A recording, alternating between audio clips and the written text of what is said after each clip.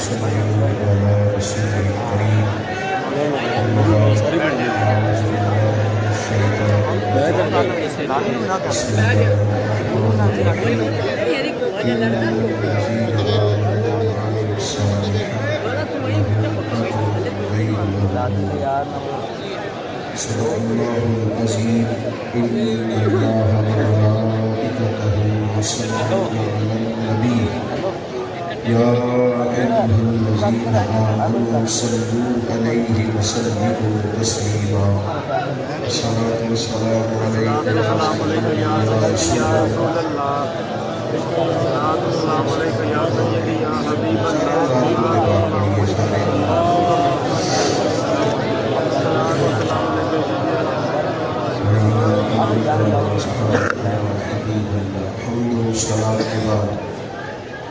انتہائی عزت و تقریم کے لائق جانشین حضرت فقیر اعظم علیہ رحمت فیکر علم و عمل حضرت صاحبزادہ مفتی محمد محب النوری صاحب قبلہ.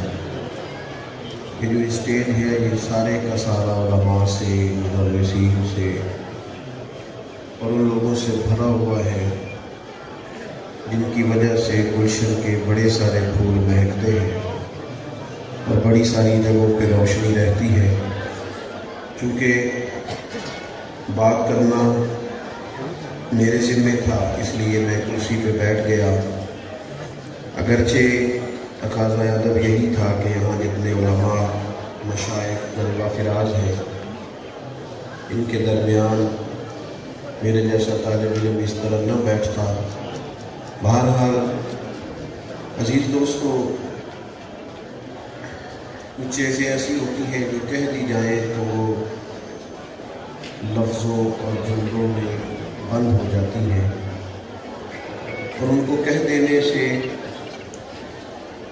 ان کی حد مقرر ہو جاتی ہے. حضرت فقیر اعظم حضرت مفتی محمد نور اللہ صاحب نسیم پوری رحمۃ اللہ علیہ پرانے دور میں نئی سوچیں رکھنے والی ایک خوبصورت شخصیت کا نام تھا. گویا وہ ایک شخص تھا شاداب بہاروں جیسا.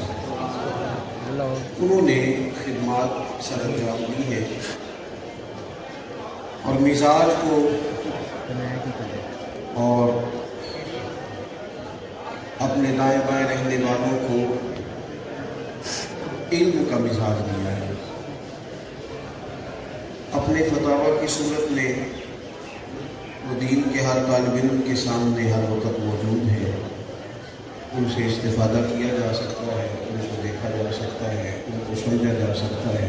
ان کی سوچوں نے اللہ تبارک و تعالیٰ نے جو وسعت عطا فرمائی تھی اور ان کو جو اللہ نے علمی ٹھہراؤ دیا تھا، جو آدمی بھی تھوڑا بہت کتاب سے تعلق رکھتا ہے وہ بڑی جلدی ان کے اس مزاج کو سمجھ سکتا ہے.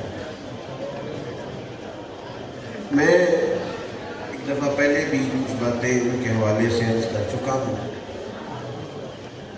میں یہ بھی اکثر ماں باپ کی خدمت میں عرض کرتا ہوں کہ یہ جو بزرگ ہوتے ہیں کہ وہ اس میں بڑے ضروری ہوتے ہیں، لیکن بنیادی طور پر جو ایسے مشائخ ہوتے ہیں ان پر تو مقالہ جات ہونی چاہیے، سیمینار ہونے چاہیے اور ان کی مختلف جہتوں کو اہل علم کے سامنے واضح کرنا چاہیے تاکہ ان کا جو علمی کام ہے وہ علمی حلقوں کے اندر زیادہ سے زیادہ پہنچایا جا سکے. چونکہ میں اور آپ عوام ہیں تو میں نے دو چار باتیں آپ کی خدمت میں اس اجتماع سے فائدہ لیتے ہوئے عرض کرنی ہے. اہل ایمان جو ہوتے ہیں ان کی زندگی بڑی بافیض ہوتی ہے. اہل ایمان بڑے بابرکت لوگ ہوتے ہیں. اللہ تبارک و تعالیٰ نے قرآن مجید میں فرمایا ہے کہ ان الذین آمنوا وعملوا الصالحات، فرمایا بے شک وہ لوگ جو ایمان لے آئے اور پھر انہوں نے نیک اعمال کیے، لہم اجر غیر ممنون، فرمایا اللہ انہیں وہ اجر عطا فرمائے گا جو کبھی ختم نہیں ایسی جماعت ہے جو ایمان لانے کے بعد نیک اعمال کرتی ہے کہ ان کے لیے لامتناہی اجر ہے اللہ کی بات، لامتناہی اجر۔ صرف شرط یہ ہے کہ باپ کو احساس ہونا ضروری ہوتا ہے کہ میں اب باپ ہوں۔ استاد کے لیے یہ احساس بڑا ضروری ہوتا ہے کہ میں ایک استاد ہوں۔ یہاں فیضان ہے حضرت سید ابو البرکات علیہ رحمہ کا۔ سید صاحب اپنے شاگردوں سے فرمایا کرتے تھے کہ تم کہتے تو ہو کہ ہم گناہگار ہیں، ہم دعا بھی کرتے ہیں، پر یاد رکھنا لوگ عالم کا اٹھنا بیٹھنا دین سمجھتے ہیں، اس کا آنا جانا دین سمجھتے ہیں۔ لوگ کہتے ہیں فلاں مولانا بھی تو کر رہے تھے، تو اس کے لیے یہ احساس ہونا بھی ضروری ہے کہ میں اب کس مسلک پہ ہوں۔ اسے اس بات کا وہ جو کہا گیا نا کہ من عرف نفسہ فقد عرف ربہ،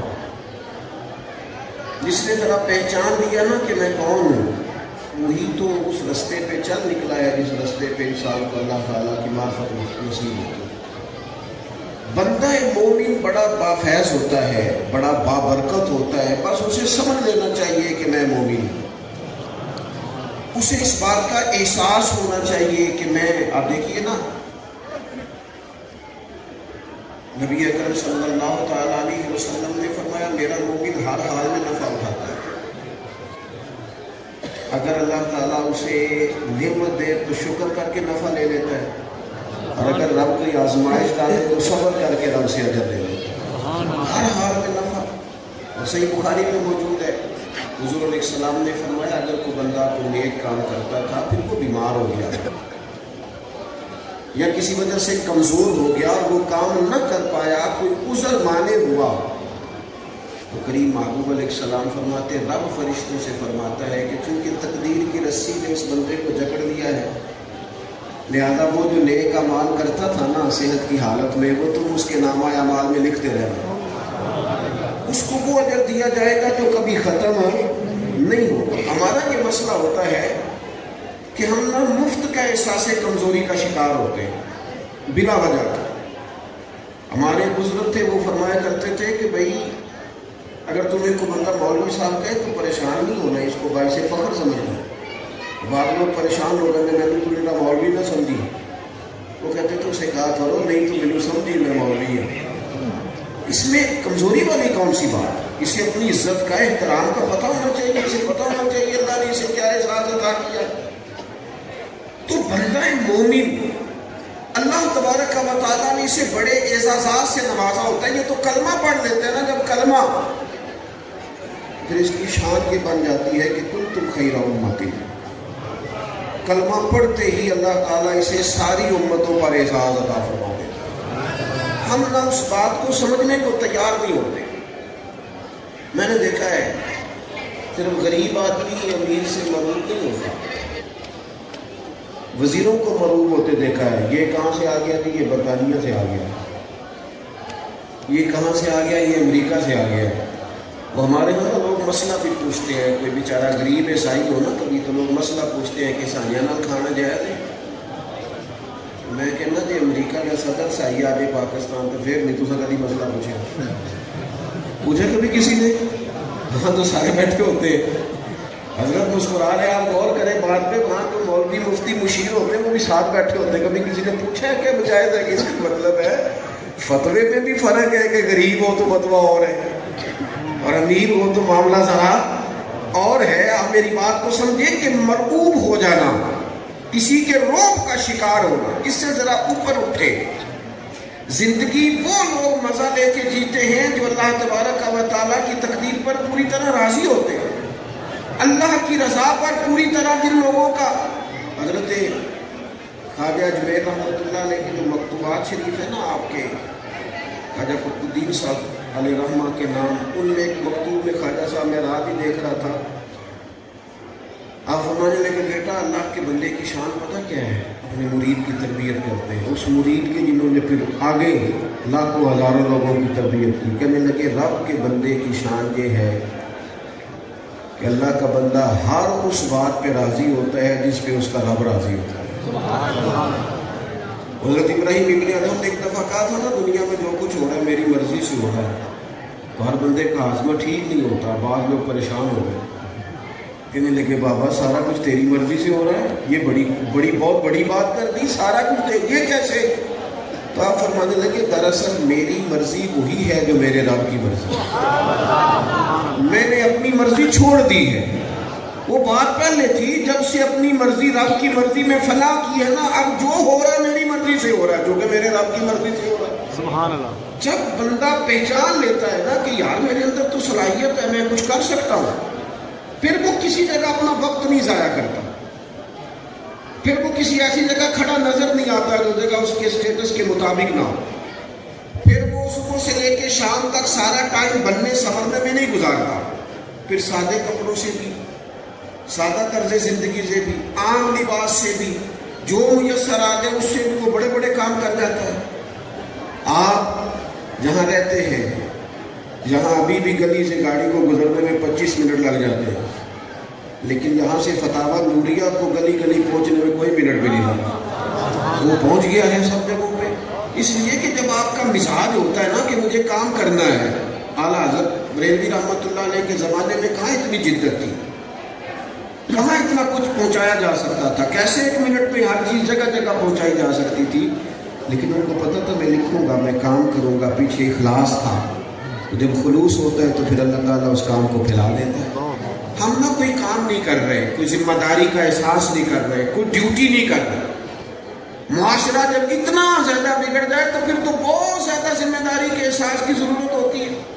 हम आगे नहीं बढ़ना चाह रहे। एक तो अगर कोई शख्स काम भी करता है तो वो उलझ जाता है रोजी रोटी के चक्कर में। जितने लोग अपने बच्चों की तरबियत करते हैं, दीनी लोग हों इल्ला माशाअल्लाह या दुनियावी हों, वो सिर्फ रोजी रोटी कमाने के तरीके बताओ, उसका नुकसान ये होता है कि बच्चे रूहानी तौर पर कमज़ोर हो जाते हैं, अखलाकी तौर पर उनके अंदर वो जुर्रत ही पैदा नहीं हो, वो खूबसूरती जो एक खूबसूरत मुसलमान नौजवान के अंदर होनी चाहिए, वो सब्र की, शुक्र की, कनात की दौलत जो किसी बंदा मोमिन का हसीन जेवर है, वो हमारे बच्चों के पास नहीं होता। यानी मालदार घराने का बच्चा है, उसे सारी आसानियां मुयस्सर हैं, वो बेहतरीन ग़िज़ा खाता है, लेकिन सब्र एक मिनट के लिए भी नहीं है उसके अंदर।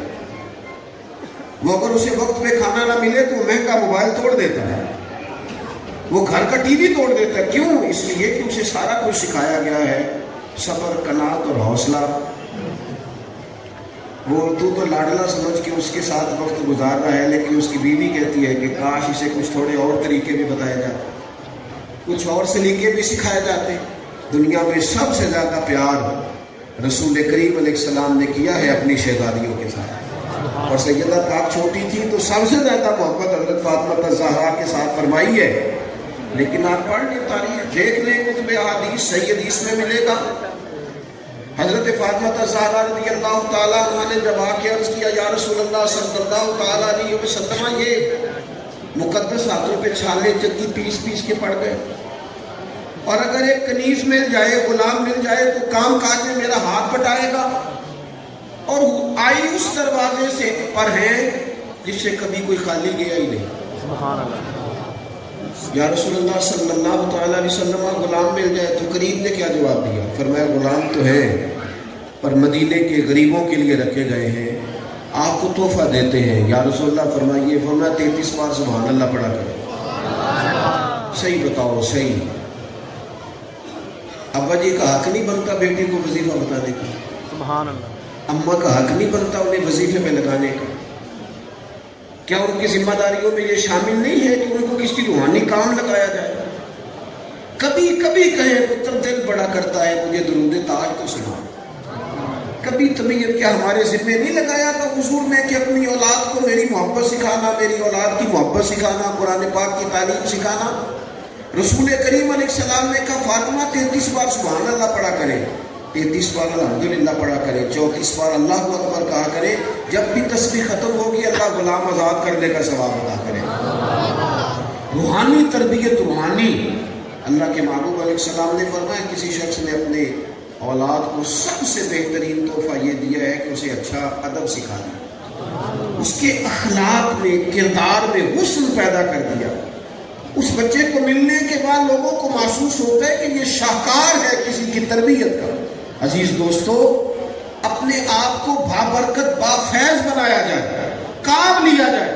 ہمارے ہاں اگر کوئی شخص کام کرتا بھی ہے تو زیادہ سے زیادہ، میں نا اپنے دوستوں سے اکثر کہتا ہوں، کئی دفعہ نا وہ کسی میڈیا کے پلیٹ فارم پہ دیکھ کے نا کوئی صاحب آ جاتے ہیں اور ان کے آنے پر شرمندگی ہوتی ہے.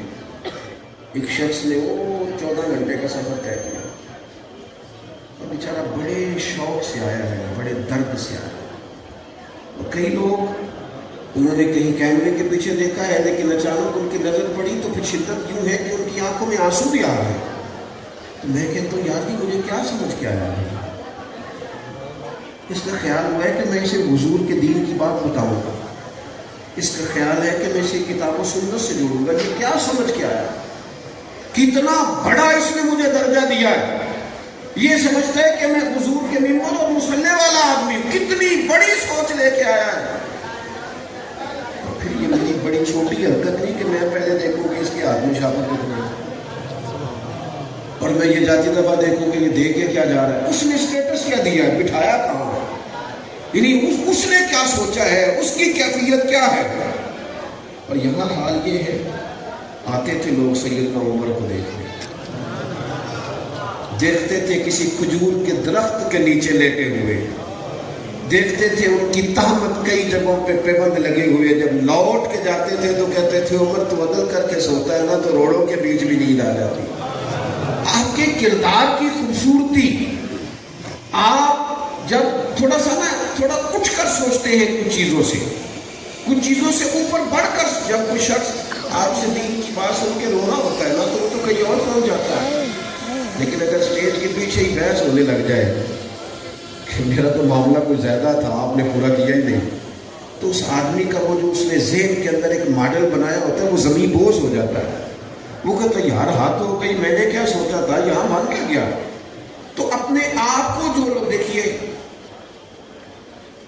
دو چیزیں بڑی ضروری ہیں، میں نے باتیں زیادہ نہیں عرض کرنی. دو چیزیں بڑی ضروری ہے زندگی میں، ضرور ان کا خیال کریں. ایک تو زندگی کو با مقصد بنائیں.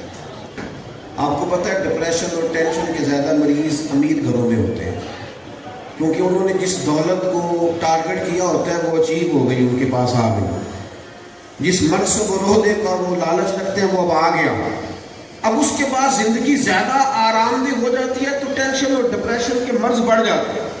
مقاصد زندگی میں بڑے پیدا کرے، بڑے، اور کچھ بڑا کام زندگی میں کرنے کا ارادہ کرے. دیکھیں اللہ کے رسول صلی اللہ تعالی علیہ وسلم نے فرمایا جس بندے نے درخت لگایا نا زمین پہ، جب تک کوئی چرندہ پرندہ یا انسان نفع اٹھائے گا نا اللہ لگانے والے کو اجر عطا کرے گا. ہماری نا یہ سوچ کبھی نہیں بنتی کہ یار چلو میں نے اپنے گھر کے اندر اتنی محنت کی ہے اور جو 1.25 کروڑ 1.5 کروڑ کا گھر بنایا اس کے باہر نا بالکل گلی میں پانی کھڑا ہوتا ہے.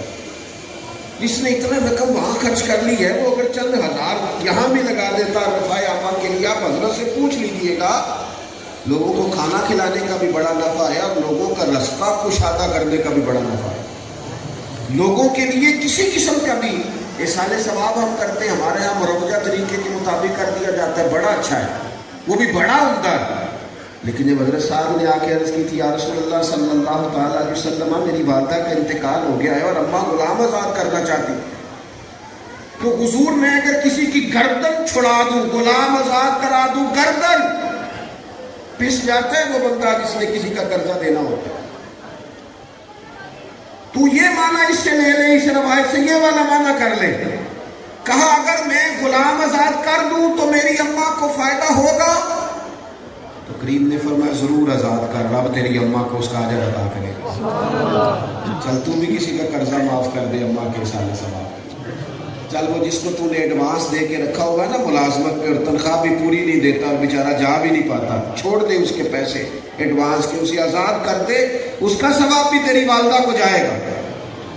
تھوڑا سا نا زندگی میں کوئی کارنامہ، کوئی خدمت. میرے نبی پاک علیہ السلام نے فرمایا جس نے اللہ کی رضا کے لیے مسجد بنائی، اور پھر حضور نے اگلی بات بھی پوری کھول دی تاکہ کسی بندے کے ذہن میں اشکال نہ رہ جائے. فرمایا مسجد چھوٹی ہو یا بڑی ہو، جس نے رب کی رضا کے لیے مسجد بنائی اللہ اس کے لیے جنت میں گھر بنا دے گا.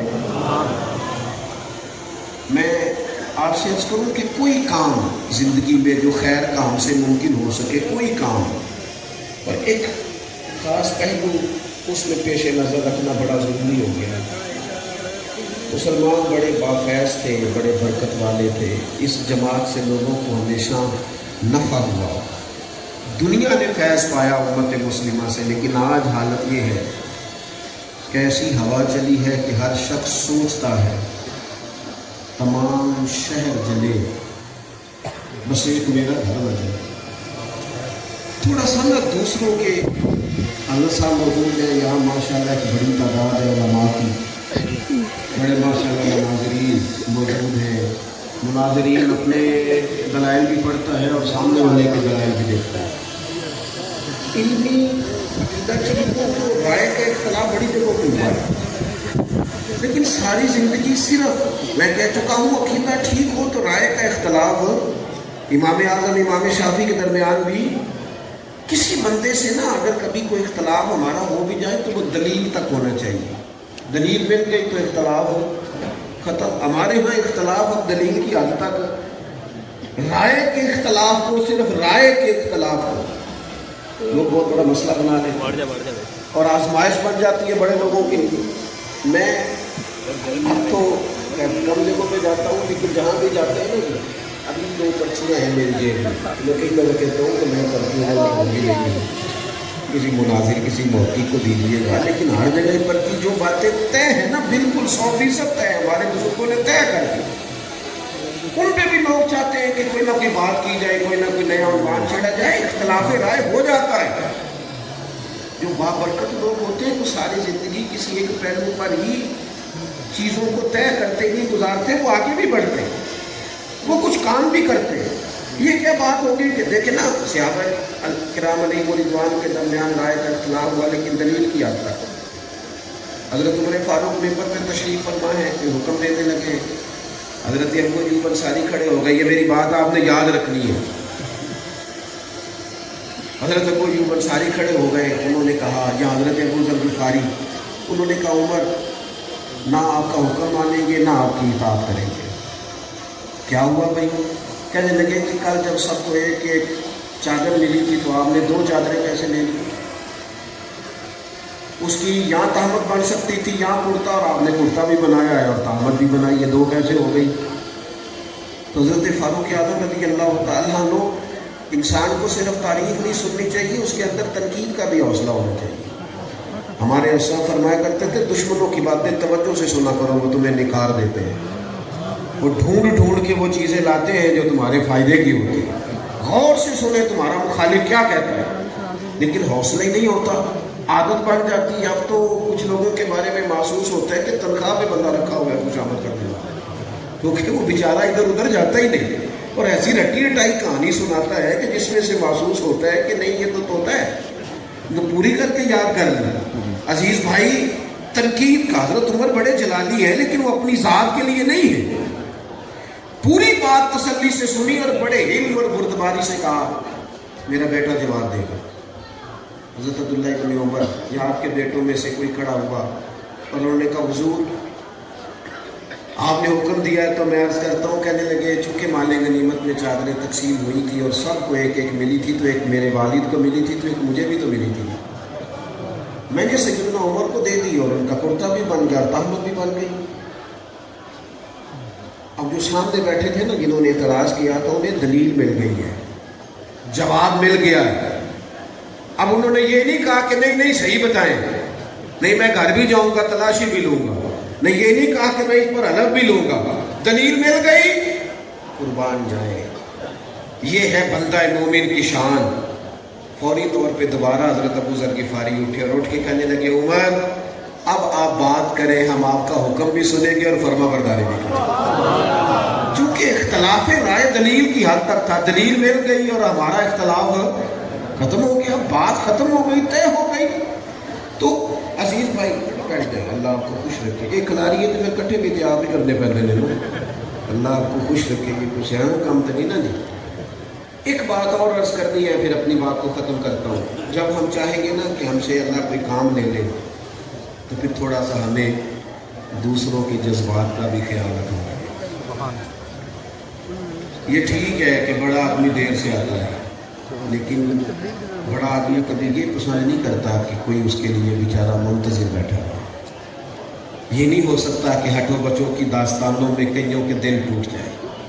دوسروں کے جذبات کا خیال رکھنا, احساسات کا. ہمارے یہاں نا یہ مسئلہ بن گیا ہے کہ اپنی ذات سے معاملہ شروع ہوتا ہے, اپنی ذات پر ختم ہو جاتا ہے.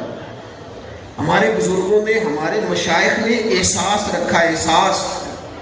میں اپنے حضرت کی بارگاہ میں بیٹھا تھا, ایک بزرگ آ گئے.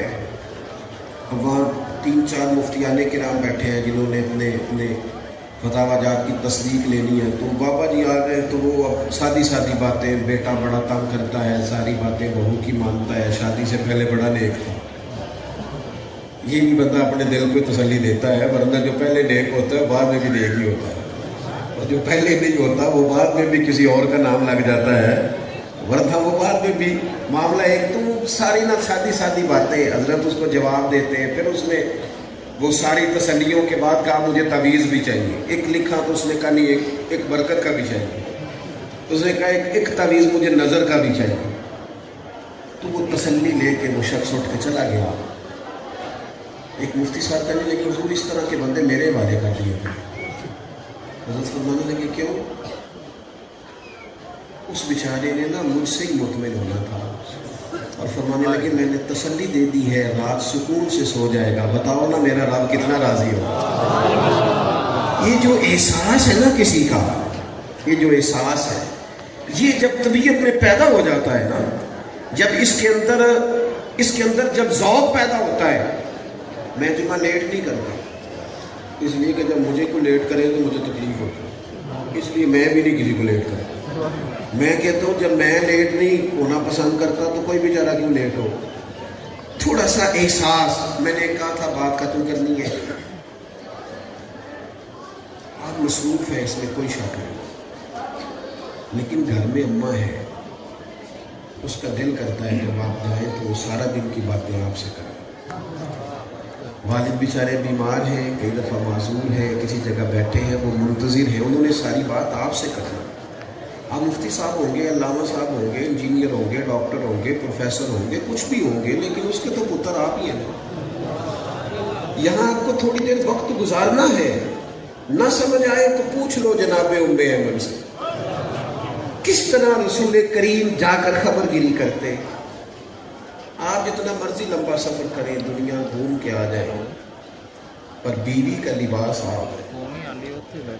اس نے سارے دن کے دکھ آپ کو سنانے. میں تو مصروف بڑا ہوں, میں باہر سے تھکا آیا ہوں, تو نے بات چھیڑ دی ہے. با فیض با برکت لوگ یوں نہیں کرتے. ہم اپنے سونے کے لیے لوگوں کا دل توڑ دیں. سنو. اور بات ختم ہوئی. سیدہ عائشہ صدیقہ رضی اللہ تعالیٰ عنہ فرماتی ہے ایک دن رسول کریم نے مجھ سے فرمایا, کہا عائشہ ایک بات کروں تم سے. حضور میرے تو نصیب جاگ گئے, کرم ہو جائے. فرمایا جب تم راضی ہوتی ہو مجھ سے تب بھی مجھے پتہ چل جاتا, اور جب تمہارے دل میں کوئی بات ہوتی ہے جب بھی پتہ چل جاتا. کہتی ہے میں فٹافٹ اور زیادہ ہمت اور گوش ہو کے عرض کرنے لگی حضور میں اور آپ سے ناراض. تو فرمایا بتاؤں پھر. یا رسول اللہ فرمائیے. فرمایا عائشہ تم کبھی کبھی قسم اٹھاتی ہو. یا رسول اللہ اٹھاتی ہوں. فرمایا جب راضی ہوتی ہو تو کہتی ہو مجھے محمد مصطفیٰ کے رب کی قسم, اور جب تمہارے دل میں کوئی بات ہوتی ہے تو پھر کہتی ہو مجھے حضرت ابراہیم کے رب کی قسم. حضرت عائشہ صدیقہ کہتی ہے میں تمہیں بتا نہیں سکتی لوگوں میری کیفیت کیا تھی.